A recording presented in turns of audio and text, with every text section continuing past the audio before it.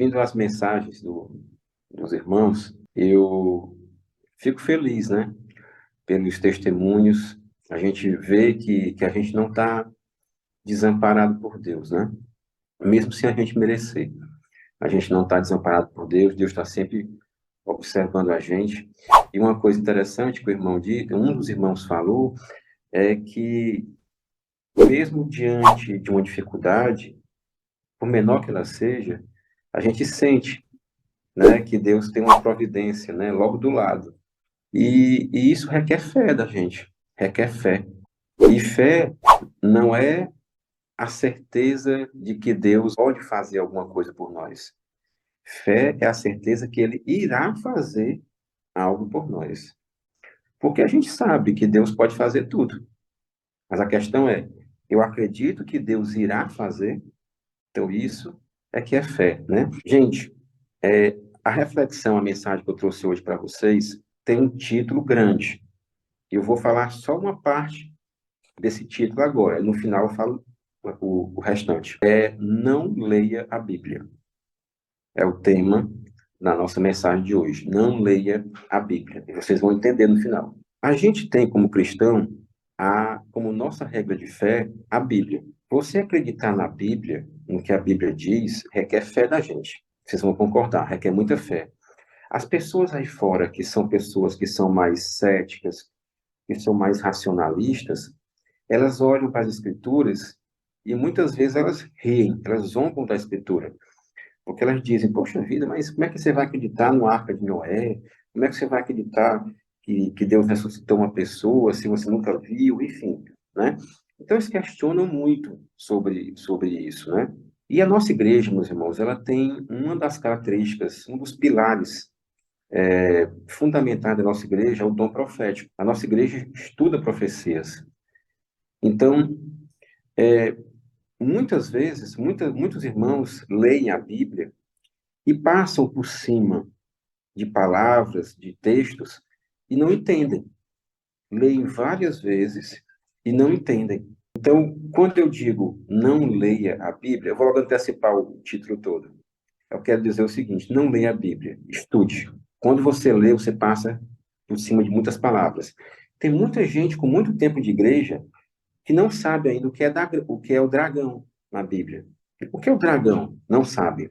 A mulher, a palavra mulher tanto pode ser literal, uma pessoa, como pode simbolizar profeticamente o quê? A igreja. Ancião de dias, azeite. O azeite, por exemplo, pode ser literal, ou ele pode ser o quê? Simbolizar o quê, profeticamente falando? O Espírito Santo. Então, muita gente não sabe disso, infelizmente, né? Inclusive, eu quero deixar aqui em primeira mão para os irmãos o seguinte, que eu comecei a trabalhar em fazer uma apostila bem didática, com a linguagem bem simples, sobre profecia. Porque eu sei que muita gente tem a dificuldade de compreender sobre profecias. Então, eu já até consultei o pastor, ele vai ser aquele que vai revisar os meus escritos, né? Então, ele concordou, achou a ideia muito boa. E o título do livro, a princípio, é Profecia Descomplicada. Quer dizer, algo bem didático para a gente entender. E depois eu compartilho com quem quiser, né? Quando eu concluir. E eu queria, meus irmãos, convidar os irmãos a abrirem as suas Bíblias em 2 Timóteo, capítulo 3. 2 Timóteo, capítulo 3, versos 16 e 17. Toda a Escritura é inspirada por Deus e proveitosa para ministrar a verdade, repreender o mal do mal, para corrigir os erros e para ensinar a maneira certa de se viver. Olha só, toda a Escritura é inspirada por Deus. Se ela é inspirada por Deus, ela não erra. Se ela é inspirada por Deus, então a palavra de Deus ela é infalível, porque Deus não erra. Se Deus mente, se Deus erra, não faz sentido a gente seguir a Ele. O nosso Deus, nós cremos que Ele é infalível, o Deus que nós seguimos. Verso 17. A fim de que todo homem de Deus tenha a capacidade e o pleno preparo para realizar todas as boas obras. Olha só, quando eu entrei na igreja, eu escutava dizendo o seguinte, que a Bíblia era a nossa bússola. Eu escutei muito isso.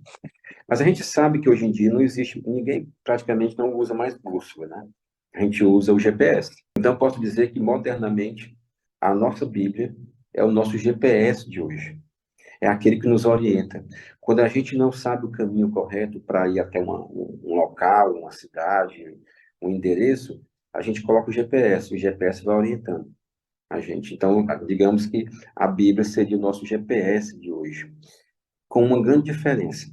Quando a gente usa o GPS, a máquina, o aparelho, e você, de repente, desobedece aquele itinerário que o GPS está determinando, o que é que o GPS faz? Ele recalcula a rota. Ele recalcula a rota para se adaptar àquele caminho que eu escolhi. É assim ou não é? Na verdade? Só que esse GPS espiritual aqui, nós é que temos que nos adaptar àquele caminho, porque só existe um caminho, que é um caminho da salvação. Então, se eu escolho um outro caminho e eu vejo que o GPS espiritual está determinado que é para outro, aí eu, opa, eu estou seguindo errado. O que eu estou fazendo não é o que está escrito aqui. Então, eu tenho que me adaptar a ele e seguir aquele caminho. Então, essa é a grande diferença entre o GPS espiritual e o GPS máquina, né, que nós temos hoje. Tá certo? E em cima dessa questão de muitas vezes a gente passar por cima de palavras e por cima de textos que a gente não entende, eu queria separar uma palavrinha que está tanto no Novo quanto no Velho Testamento, e que eu queria trazer aqui as duas versões, e que tem muito a ver com o tempo do fim. Essa palavra é Babilônia. Babilônia. E eu queria que os irmãos abrissem suas Bíblias em Daniel, capítulo 12, a partir do verso 8. Eu ouvi claramente, mas não consegui compreender todo o significado da profecia. Por isso eu perguntei, ó Senhor meu, mas qual será o resultado final de todos esses acontecimentos? Ou seja, Daniel pede uma orientação a Deus porque ele não tinha entendido tudo. Continuando, e Deus replicou, orientando-me: segue o teu caminho, ó Daniel, porquanto essas palavras e a sua significação estão lacradas e seladas, ou seja, estão encerradas, estão fechadas até o apropriado tempo do fim. Ou seja, não foi revelado, não foi tirada a dúvida de Daniel até aquele momento, porque Deus tinha um propósito de revelar aquilo que estava ainda em oculto para alguém no futuro. E ele revelou para quem? Vamos para Apocalipse, capítulo 1, verso 1. Revelação de Jesus Cristo, que Deus lhe concedeu para mostrar a seus servos os acontecimentos que em breve devem se realizar, e que ele, por meio do seu anjo, expressou ao seu servo João. Olha só, gente, a dúvida que Daniel tinha e que não conseguia entender, e que Deus chegou para ele e disse: Daniel, a sua missão foi concluída, mas no futuro, no momento apropriado, será revelado isso. Então foi revelado a quem? A João. De onde Daniel parou, João iniciou. De onde Daniel parou, João iniciou. E, gente, qual o tempo que separava Daniel de João? Alguém pode chutar? Mais de 500 anos. Mais de 500 anos separavam Daniel de João. Ou seja, eles não se conheciam. E a mensagem que eles tinham casava uma com a outra, completava perfeitamente uma com a outra. E diferente de hoje, nós temos as redes sociais, nós temos a tecnologia para poder estudar, verificar o passado, enfim, na época não tinha, não. Então, só nos leva a crer que o mesmo Espírito que abriu os olhos de Daniel é o mesmo que abriu os olhos de João, que é o Espírito Divino, o Espírito de Deus. E amém por isso, que é o mesmo Deus que está aqui hoje. Não tem diferença, não. Então, João teve essa luz de Deus, né? Houve uma perfeita conexão entre as duas partes. Então, agora vamos falar especificamente da Babilônia. Isaías 13, verso 19 e 20. Ó Babilônia, a pérola dos reinos da terra, o esplendor e adorno do orgulho dos caldeus. será arrasada por Deus à semelhança de Sodoma e Gomorra, que foram reduzidos às cinzas. Nunca mais será repovoada, nem habitada de geração em geração. O árabe não armará ali a sua tenda, e o pastor não fará descansar ali o seu rebanho. Olha só, essa Babilônia que está sendo falada aqui é a Babilônia literal, é a cidade que existia. Ela foi arrasada, foi destruída, e a promessa era que não seria mais habitada.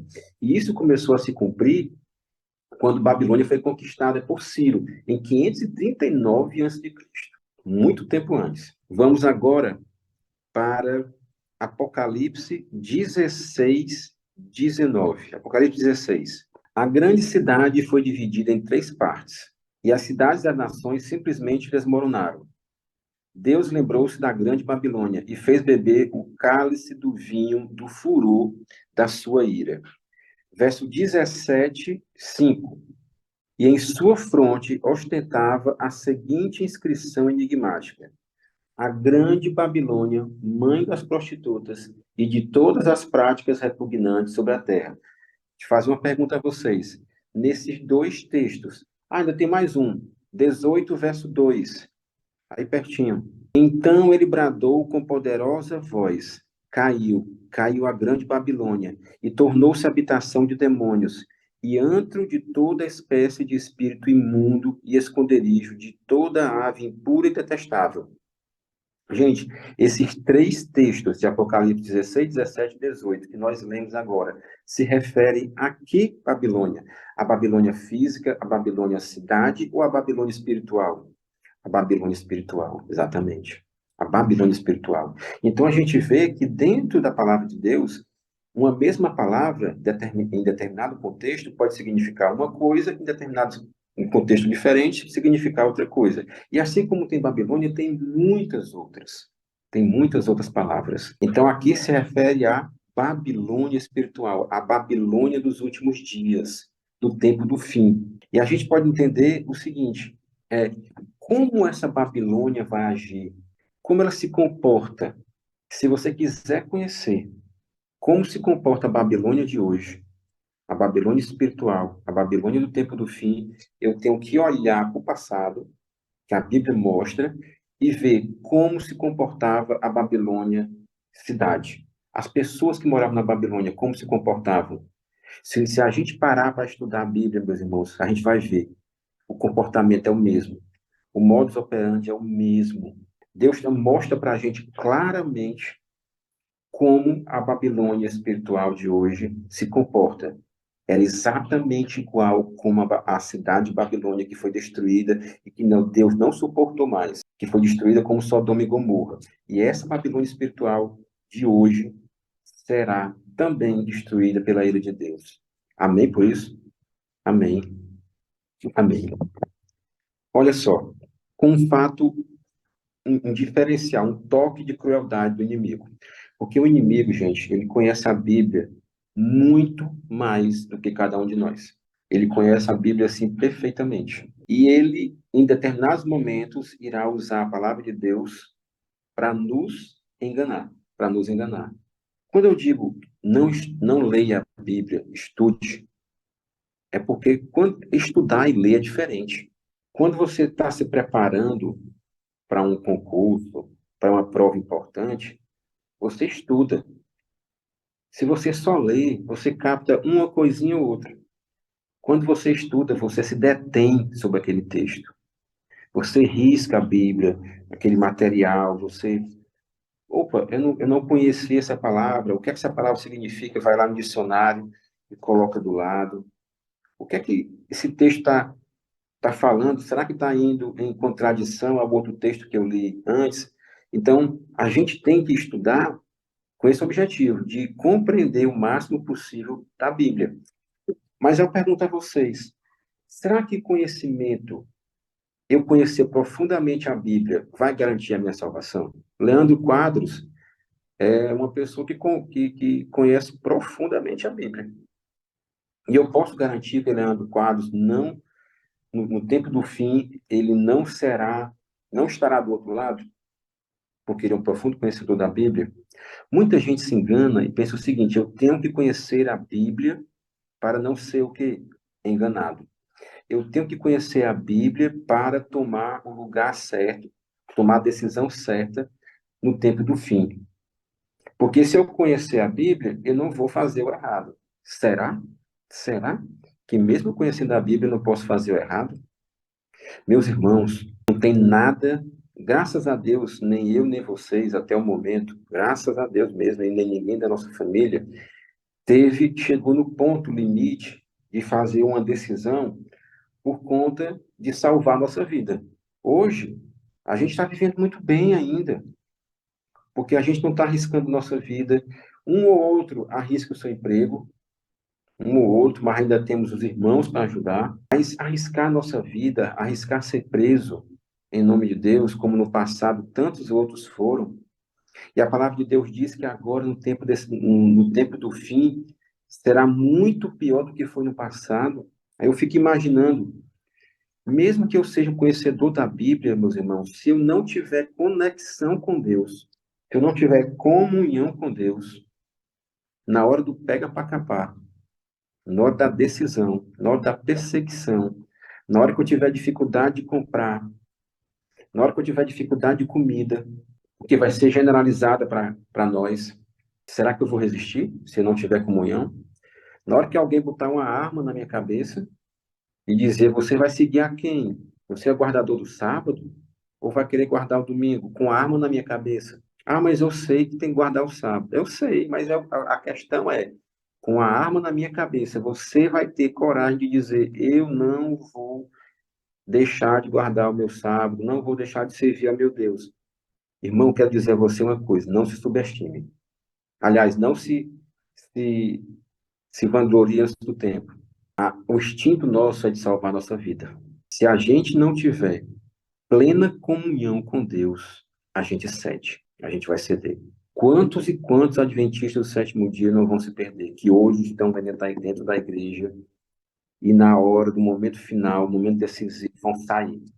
Irmão White mesmo disse isso, gente.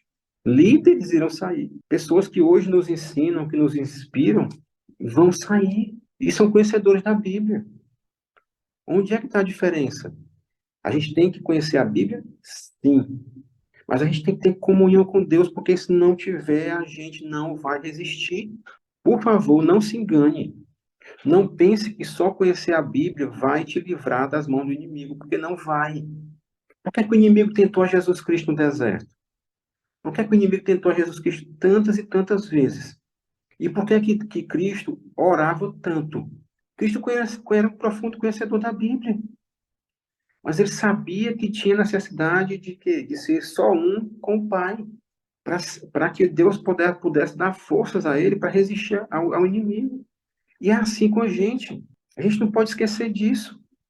Olha, se você for aquele adventista, que a gente chama de adventista cultural, que é aquele que diz para as pessoas que é adventista, que é evangélico, oh, eu sou adventista, eu sou da igreja evangélica, sou protestante.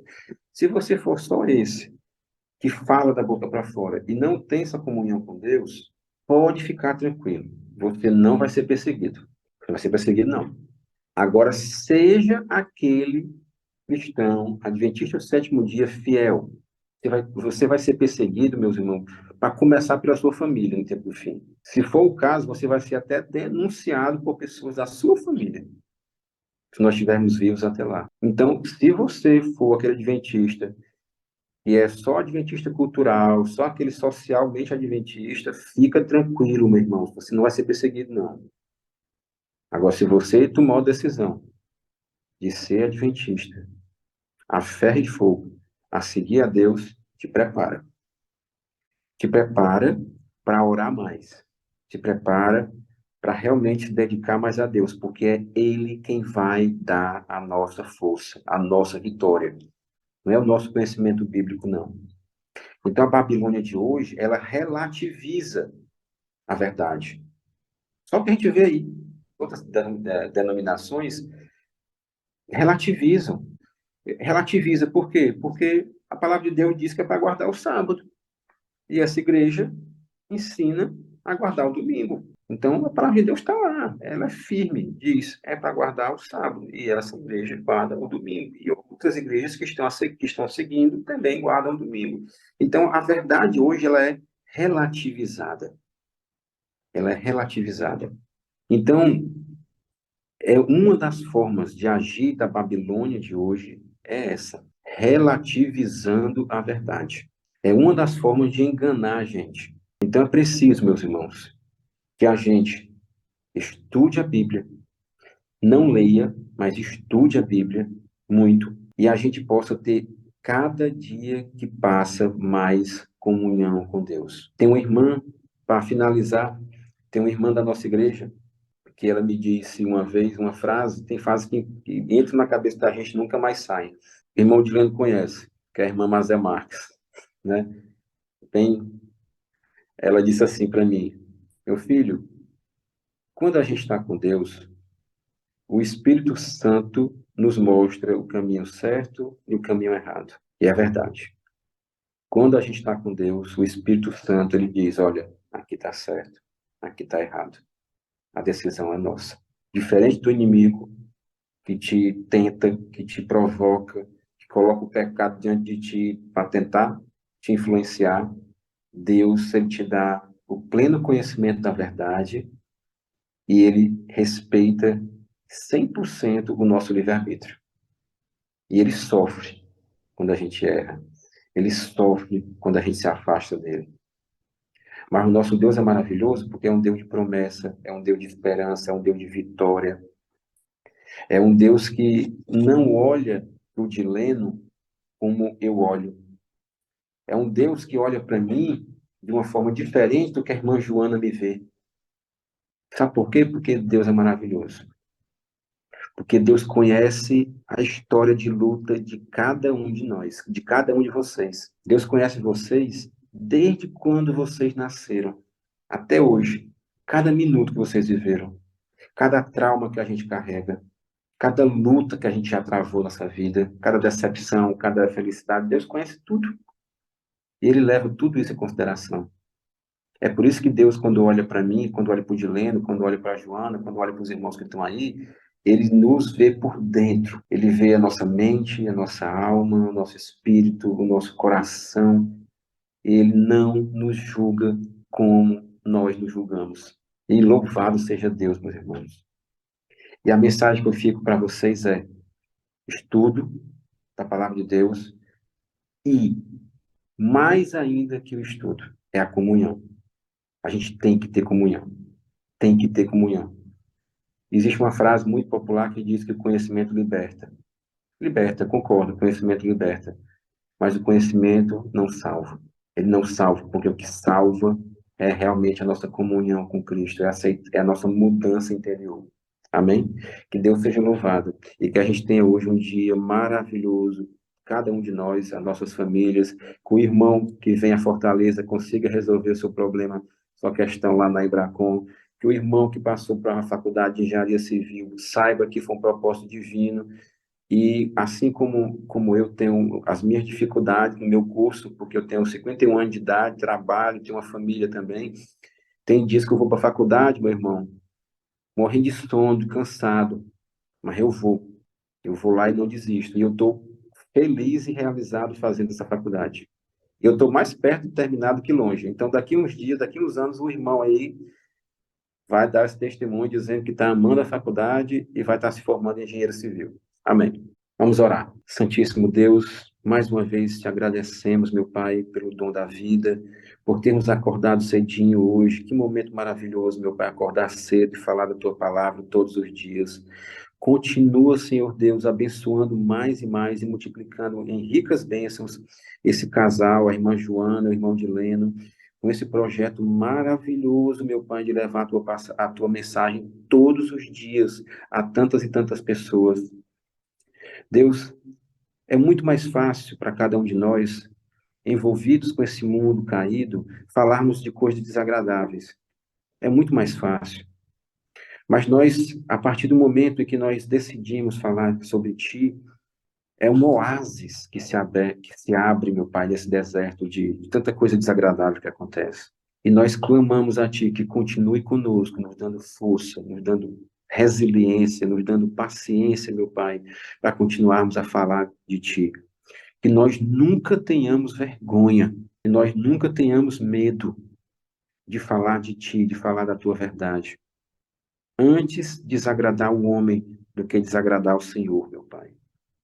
Abençoa o nosso dia, abençoa esse ministério poderoso em Teu santo nome e abençoa as nossas famílias, meu Pai. E abençoa os nossos sonhos, que eles sejam conforme a Tua vontade, não a nossa. É isso, Paizinho querido, que nós te rogamos, desde já também te agradecemos, em nome de Jesus. Amém. Deus seja louvado.